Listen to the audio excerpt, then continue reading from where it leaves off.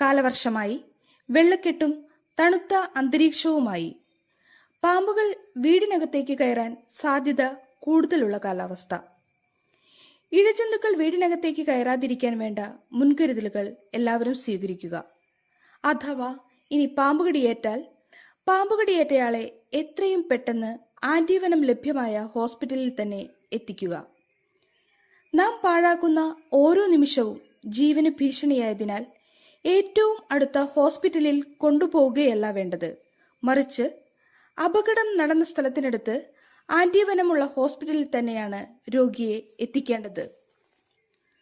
ചാലക്കുടി വനം ഡിവിഷന് പരിധിയിൽ വരുന്നവർ തൃശൂർ ജില്ലയിൽ വച്ച് പാമ്പുകടി ഏൽക്കുകയാണെങ്കിൽ താഴെ പറയുന്ന ആശുപത്രികളിൽ നിങ്ങളുടെ അടുത്തുള്ളതേതാണോ ആ ഹോസ്പിറ്റലിൽ തന്നെ കഴിയാവുന്നത്ര വേഗത്തിൽ എത്തിക്കുക.